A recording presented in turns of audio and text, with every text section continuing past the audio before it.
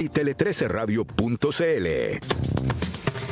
Hagamos la historia de la tramitación legal, cómo partió, los inconvenientes, los problemas, las dificultades que ha tenido para salvar el primer escollo, que era aprobarse en la Cámara de Diputados. Uno de sus autores e impulsores es el diputado del Partido Liberal, Vlado Mirosevic, con quien estamos en comunicación aquí en Doble Clic. Buenos días, diputado.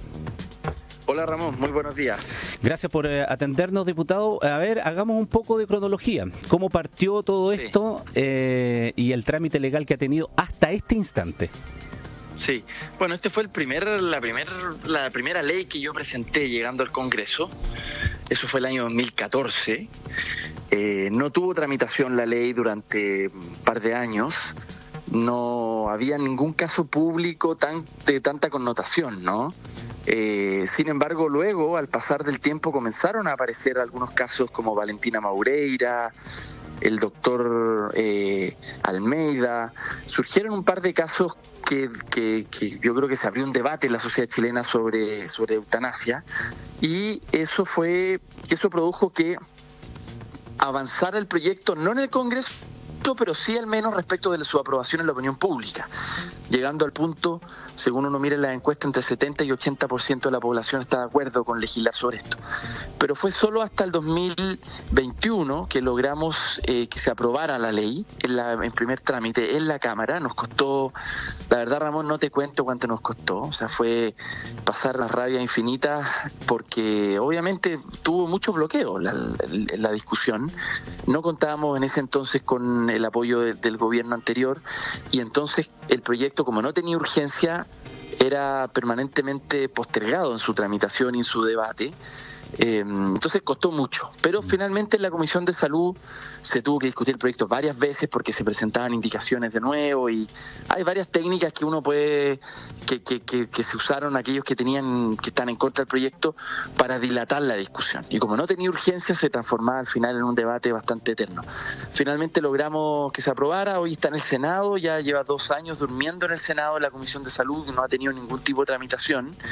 Y bueno, la verdad es que ese es básicamente, Ramón, la cronología de lo que ha sucedido hasta ahora. ¿Y qué significa que el Ejecutivo le dé urgencia o suma urgencia a un proyecto? Bueno, el Ejecutivo le va a poner urgencia. Tenemos que ver cuál es, porque hay varios tipos de urgencia en el Congreso. Tenemos que ver qué tipo de urgencia le va a poner, y según eso obliga a las comisiones a tener un debate. Depende del tipo de urgencia, puede ser 15 días, 30 días, pero en el fondo pone una fecha en un plazo razonable para que el proyecto tenga prioridad, o sea, que pase a tabla de las comisiones y que luego de eso vaya a sala. O sea, en el fondo este proyecto va a ser votado y discutido y votado gracias a que cuenta con la urgencia del gobierno. Si no, siempre está un poco a merced de la agenda de la comisión, del presidente de turno de la comisión, y ahí, si es que no hay urgencia del Ejecutivo, siempre cuesta mucho más tramitar. Ahí se entiende entonces, de manera práctica, cuando se elige, y ha habido tantos problemas para ponerse de acuerdo en elegir la presidencia de la Cámara y luego la conformación de las distintas comisiones a quien las preside. Precisamente mucho depende de allí del ritmo que pueda colocarle a la tramitación a ciertos proyectos que están ahí en la espera. No, por supuesto. O sea, a mí me tocó, por ejemplo, en el periodo anterior, me tocó, como había una oposición del gobierno y de algunos sectores más conservadores que boicoteaban la discusión, primero el presidente que lo puso en tabla fue el doctor Juan Luis Castro, y luego el doctor Ricardo Celis. Finalmente con Celis logramos que este proyecto se terminara de discutir y de votar. Tuvimos varios meses en sesiones, varios meses, bien intensas, bien complejas, bien polémicas, costó mucho, pero gracias a la decisión en ese entonces de quien era presidente de la comisión, el diputado Ricardo Celis, logramos aprobar la ley y despacharlo a la sala. Y claro, luego para que se ponga en sala, efectivamente, si no tiene urgencia, requiere de que el presidente de la corporación, de la Cámara o del Senado, lo ponga en tabla, si no hay urgencia. Yeah. Entonces, claro, la verdad, fue una gran cruzada, digamos, nos costó mucho tiempo y bueno, finalmente se logró aprobar.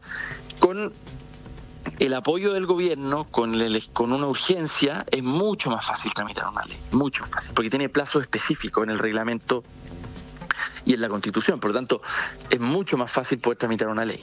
Ahora, tal como usted decía al principio, diputado, las condiciones también son distintas,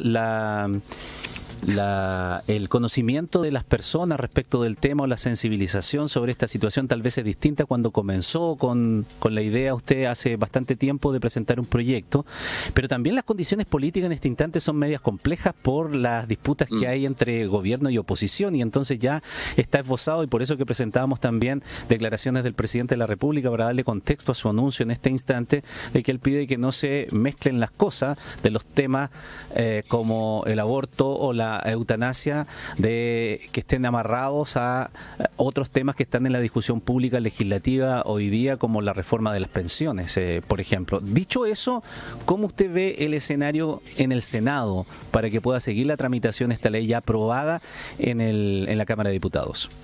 Sí, yo creo que bueno, lo primero me parece bastante inmoral que algún parlamentario vaya a condicionar su voto en otros temas producto de esto, o de eutanasia o de aborto. Porque cuando uno vota eutanasia o aborto, eso es lo que vota. O cuando uno vota pensiones, vota eso en particular. Entonces, uno no puede estar mezclando las agendas. No, realmente me parece de una irresponsabilidad muy grande.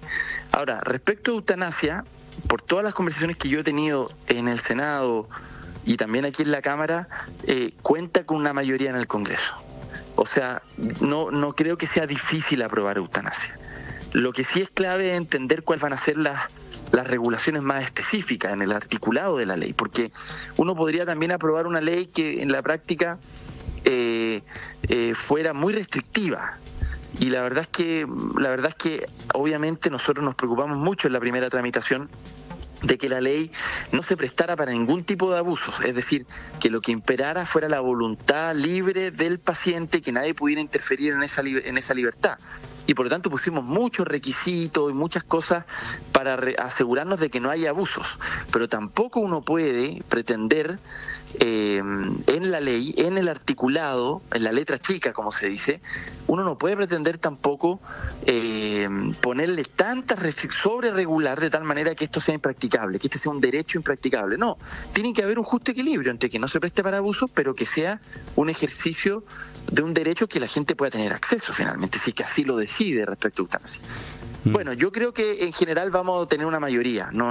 Sinceramente no veo que vayamos a perder. Yo creo que esto va a ser ley antes de que termine el gobierno, sin ninguna duda, va a ser ley. Porque creo que ya con un 80% de la población chilena que entiende que se trata de esto de una decisión individual, frente a la controversia que significa morir con dignidad o no, o en qué manera o en qué momento partir, frente a esa controversia me parece que son los ciudadanos los que tienen que decidir, y aquí hay conciencia de eso. Nosotros no podemos reemplazar la conciencia del individuo cuando está sufriendo de la manera en que está sufriendo. Entonces creo que vamos a tener una mayoría. Soy bien optimista. Ya. Vamos justamente a eso de los requisitos. Estoy viendo aquí el texto legal, ¿no? Artículo 16, si no me equivoco, dice, para solicitar entonces la asistencia médica para morir, facultad personalísima, dice, e indelegable, es necesario cumplir con los siguientes requisitos. Vamos viendo algunos para graficarle a nuestros amigos auditores qué es lo que se pretende. Dice, tener un problema de salud grave e irremediable. ¿Qué significa eso? Sí, a ver, aquí hay dos grandes causales. Primero son las enfermedades terminales, es decir, la ciencia ha llegado a su límite, no puede ofrecer una curación frente a una enfermedad y por lo tanto el médico ya hace la declaración de que esto es terminal. Es decir, lo terminal se entiende como 6 meses que está próxima a la muerte, ¿no? Esas son las primeras causales, o sea, ya la ciencia no tiene nada que ofrecer. Perdón, ¿diagnosticado por uno o dos médicos?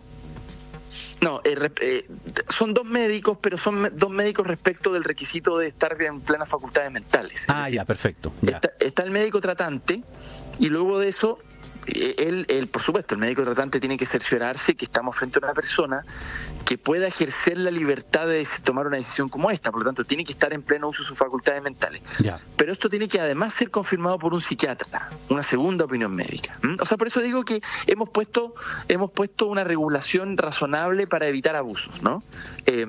Pero esa es la primera causal, digo, la causal de las enfermedades terminales. La segunda causal son enfermedades como el caso de Susana Moreira, que no es precisamente una enfermedad terminal, o sea, puede no estar próxima a la muerte, pero sin embargo esa enfermedad le produce un sufrimiento intolerable al paciente, que son todas las enfermedades degenerativas, dentro de muchas otras, pero que producen un sufrimiento extremo, prolongado en el tiempo, donde la ciencia, la verdad, no puede ofrecer curación. Pero no necesariamente esa persona tiene enfermedad terminal, o sea, puede morir quizás en cuántos años más, no tiene necesariamente la muerte tan próxima en el horizonte, ¿no? Entonces son esas dos causales las que están en la ley actualmente. Ya. Y algo que señalabas allí, diputado, de la condición que tiene que tener el paciente para dar el consentimiento. Dice encontrarse consciente en el momento de la solicitud. A ver, ¿qué significa eso? Así es.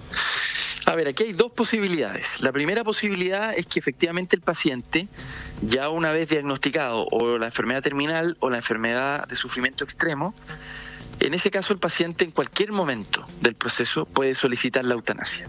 También puede arrepentirse en cualquier minuto.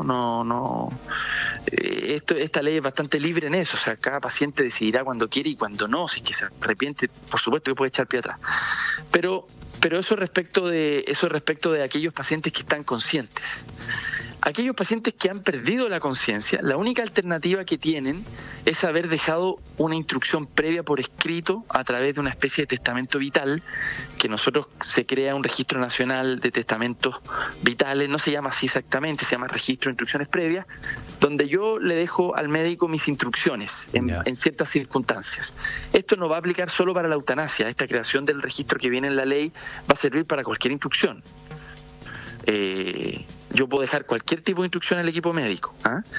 Así que en ese sentido esta ley de eutanasia también ayudará al ejercicio de otras libertades que no son eutanasia, pero que también define un poco tu soberanía respecto de tu propia salud, ¿no? Ya, sobre eso, diputado, recuerdo cuando estaba en tramitación la ley surgían muchas dudas. Decía una persona que tal vez tenía reparos sobre esto, decía, oiga, si yo me encuentro en esa situación y no puedo decidir porque me sobrevino la enfermedad muy rápidamente y yo en realidad no decidí en el instante, ¿podrá decidir mi familia? Decía, y a lo mejor de repente aparecía alguien con una suspicacia mayor, decía, y la familia, si la persona tiene bienes, entonces a lo mejor va a querer acelerar la muerte precisamente para acceder a los bienes. ¿Cómo se supera eso?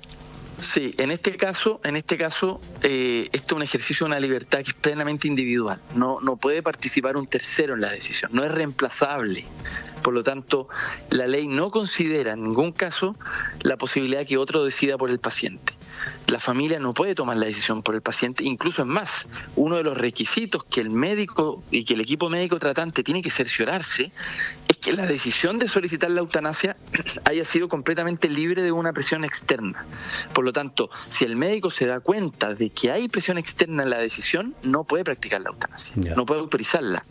Entonces, no, en este caso, la familia no puede expresar voluntad por el paciente, no la puede reemplazar, y si el paciente no está consciente para solicitar la eutanasia o no lo dejó por escrito con anticipación por el mecanismo que expliqué, simplemente ya ha perdido la conciencia, por ejemplo, no puede practicarse la eutanasia de ninguna manera.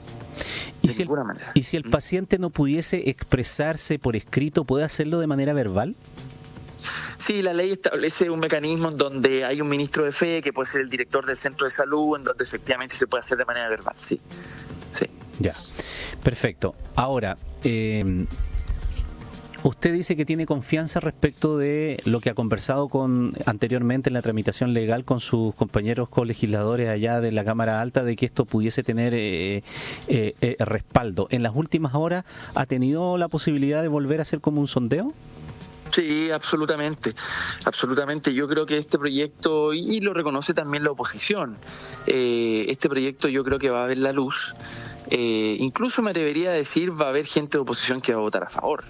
Que de hecho ya algunos de ellos lo hicieron en la Cámara, que algunos hoy son senadores, digamos, fueron diputados en el periodo pasado, votaron a favor en la sala.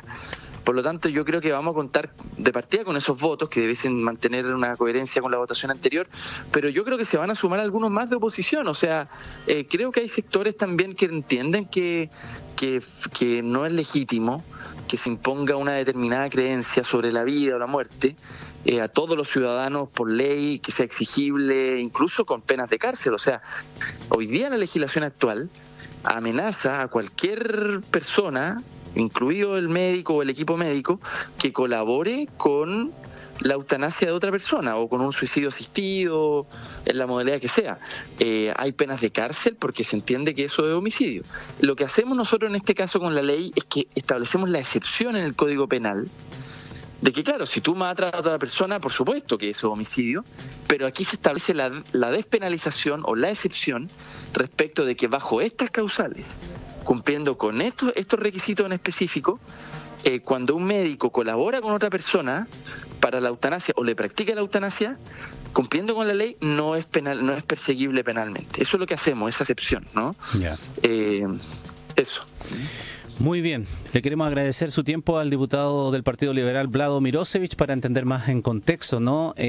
Lo que significa esta decisión presidencial, entendiendo que esto es distinto a el otro tema, que es la ley de aborto, porque ahí se tiene que presentar un proyecto. Este ya está en tramitación legislativa, como hemos explicado, esta ya pasó la Cámara de Diputados y ahora está allí estancado en la Comisión de Salud del Senado, y esta decisión presidencial pretende agilizar la discusión y una pronta votación del proyecto. Muchísimas gracias por su tiempo.